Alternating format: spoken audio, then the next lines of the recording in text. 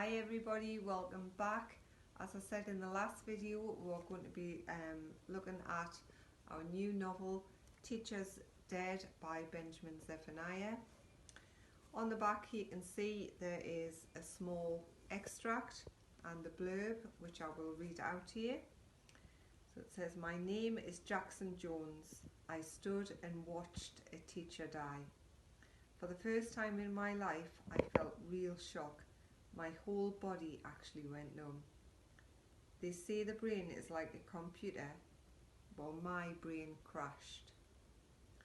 And the blurb reads, "Teacher's dead, murdered by two of his students in front of the school, in front of Jackson. But Mr. Joseph was a good man. People liked him, respected him. How could these boys stab him and jog away like nothing had happened, without any sense of having done something wrong?" Unable to process what he has seen, Jackson begins his own investigation into the murder. Everyone knows who did it, but as Jackson uncovers about the boys, he becomes convinced of the need for people to understand why. Now then, from that blurb, it seems to me like Jackson, who is one of the students, becomes a detective. Okay, so we're going to have a little read. We're going to read 2 chapters. They're quite small, so it won't take long. Now the opening chapter is titled The Ending, which is quite bizarre considering we are beginning to read the book.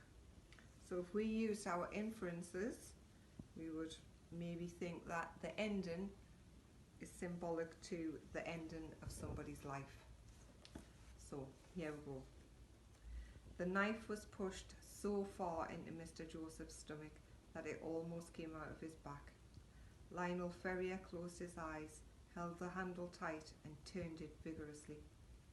Mr. Joseph grunted towards the sky as the knife was twisted deep into his intestines, and as the sharp stainless steel sliced through his organs, blood pumped out of his body with so much force that it splattered Lionel's chest. Lionel pulled the knife out and jogged away slowly with his friend, Ramsey Sanshin, followed behind him. They weren't hiding their faces as they ran, and they weren't running to avoid being caught. They were just going somewhere else. The attack took place in front of dozens of other pupils who looked on horrified, many of them screaming, and all of them too scared to go to their teacher's rescue.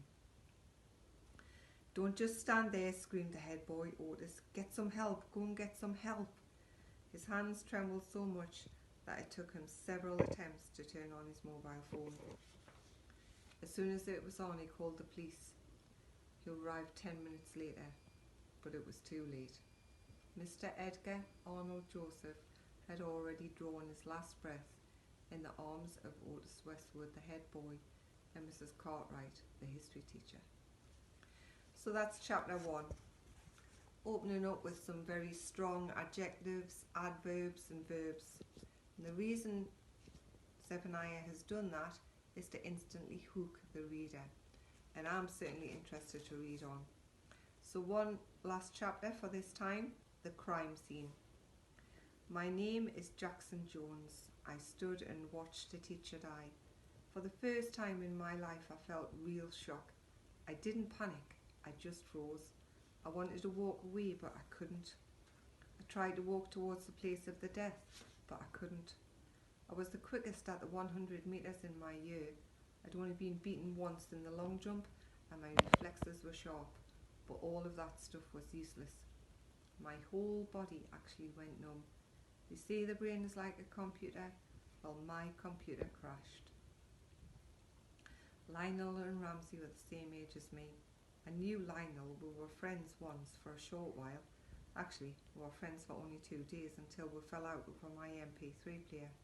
I lent it to him, and when I got it back it was broken. The screen was damaged.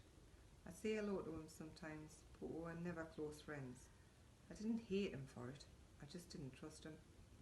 I didn't know Ramsey much, hardly ever spoke to him, but there was something about him. I didn't trust him either. I'll never forget the way Lionel put that knife into Mr. Joseph. He was so calm, and he did it with such ease. As I watched them both jogging away, I thought, they must have done this before. They were like hardened gangsters in a movie.